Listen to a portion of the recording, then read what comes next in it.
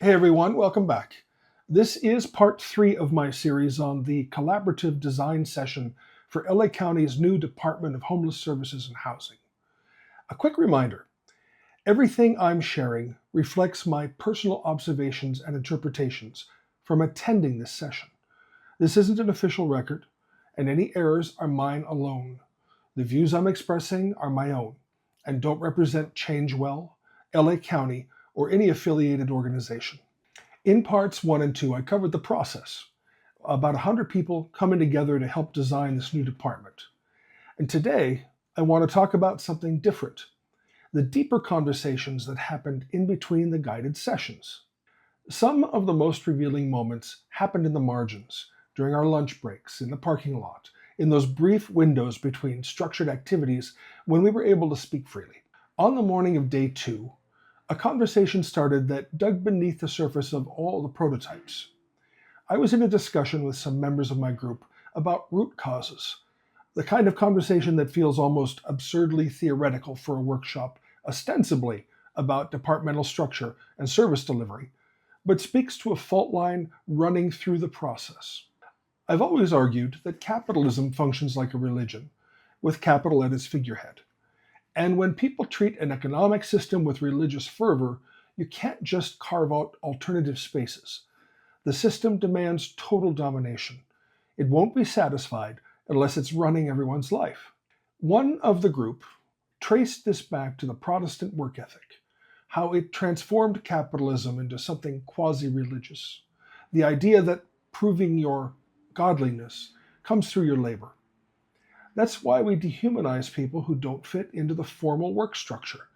Even those who reject organized religion have been conditioned to associate human value with economic production. I shared that when I was homeless, the first benchmark of success set for me was becoming a tax-paying citizen. That was my value, not my humanity, not my recovery, just my ability to return to economic productivity. The conversation moved outward into how all of this connects to who gets to exist in society, who gets recognized as fully human, who deserves a home, an education, healthcare, or a second chance. Here's a quick example. We know that prevention is key to ending homelessness, but we still let 60,000 people lose their housing every year in LA County. End those losses, and we can focus more on housing the people who've already lost their homes. And while prevention is much more cost effective, programs that keep people housed are often framed as giveaways and harder to justify, even though they could save millions of dollars every year. I see myself as part of the generation that created this problem. So I'm trying to help foster solutions while staying out of the way. But looking at the prototypes being developed, I felt a familiar frustration. Why don't we just start fresh? The present system has failed for 40 years. Homelessness has increased every year since I was born, regardless of who the president was, regardless of how much money we spent. It's not because of politics. It's because of our beliefs. I heard similar tensions from others in the room. People felt that all the ideas, while good, were micro-focused, existing within a ship that's sinking. We're recreating what's here and hoping it'll work better. That's the definition of insanity. Some teams had started with more radical visions, restructuring the entire county response around life stages rather than service types, for instance. But even those proposals, which felt revolutionary in the room, worked within existing structures. They weren't the mutual aid networks and community-centered care I ultimately envisioned. They were departmental redesign, ambitious department redesign within the bureaucracy. The solution, as I see it, is preventing people from falling into homelessness in the first place. Make that the first priority, that everybody stays housed. But to do that, you have to challenge property rights, wealth accumulation, and that whole structure. When I asked why we couldn't just propose starting from scratch, a facilitator reined me in. We were designing for a department that has to work within the political reality of LA County. Fair enough. The truth was, everyone was designing for the department that would exist, not the society they wish existed. The prototypes were pragmatic, politically viable. Many were also, in my way of thinking, fundamentally limited by their failure to challenge the underlying structures creating homelessness in the first place. Yet I also acknowledge that working within the system could create meaningful change if you changed the underlying philosophy. I shared Trabian Shorter's concept of asset framing, looking at helping somebody experiencing homelessness by seeing their assets first, their problems second. I shared what I've learned after meeting thousands of folks on the streets. When I meet someone, I hope this is the worst day of their life. I can't write them off because I came back from that place. I was a dead man walking. Everyone gave up on me, a sex worker at the height of the AIDS crisis. Nobody expected me to live.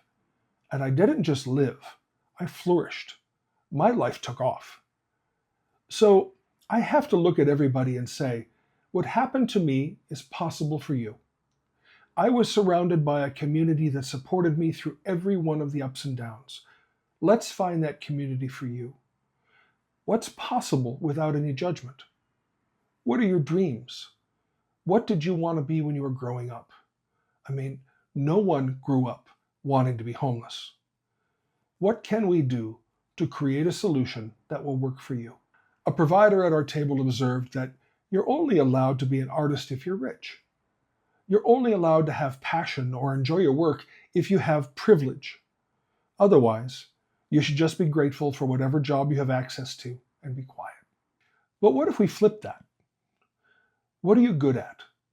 What do you enjoy doing with your life?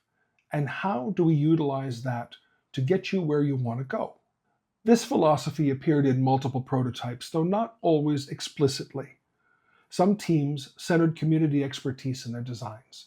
Others recognized that workforce retention mattered because clients were fed up with new case managers, treating continuity of relationship as valuable. Still others focused on giving people agency over their own information. One visible divide wasn't just philosophical. It was about who had authority to speak. I heard about one model that illustrated what genuine power sharing could look like. People with lived experience and representatives from county departments meeting monthly with equal rights. Everyone had equal power in the room. Everyone got to vote.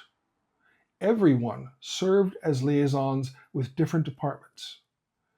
After years of talking about bridging gaps, they'd found a system that actually filled the gaps and created fewer barriers. It was genuinely collaborative. That's the only way forward.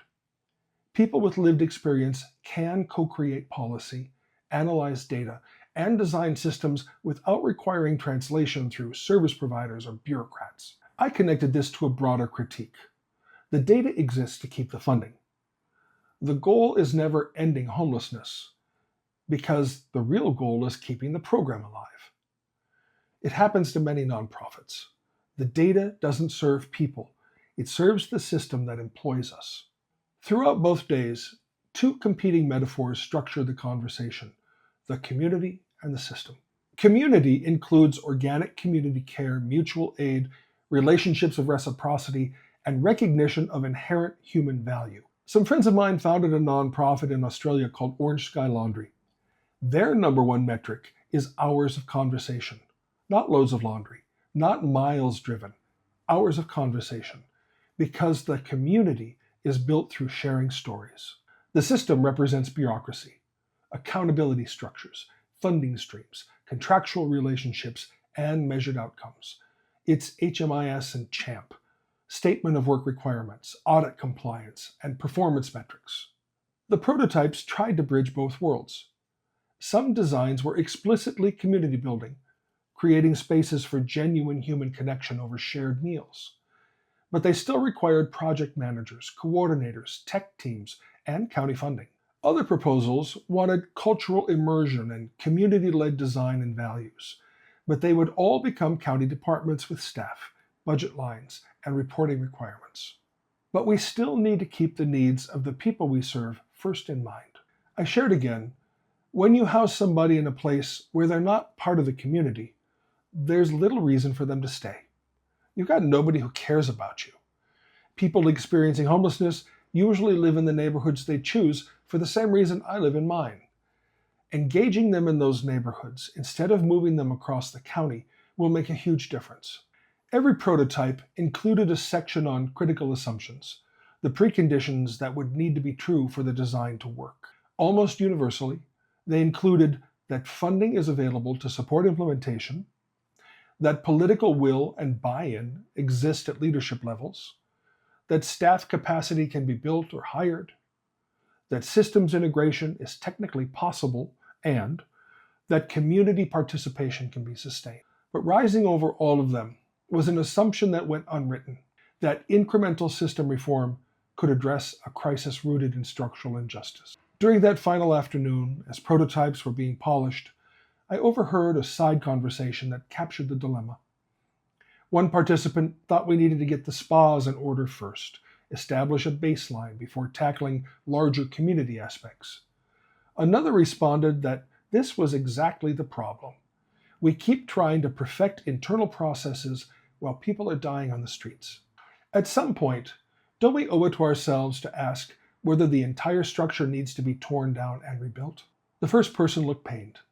They understood the impulse, but had to work within the political reality of the Board of Supervisors, the budget, and state and federal regulations. They couldn't propose tearing it all down. They could only propose making it work better. Maybe this is why we've been failing to end homelessness for 40 years. Nobody has ever proposed a solution for that paradox. Yet. Coming in November, the 6 prototypes that emerge and why expanding the possible is itself a revolutionary act. Thanks for watching. If you found this valuable, please like and subscribe. Drop your thoughts in the comments below. I want to hear what you think about these tensions between reform and revolution, between working within the system and tearing it all down. See you next week.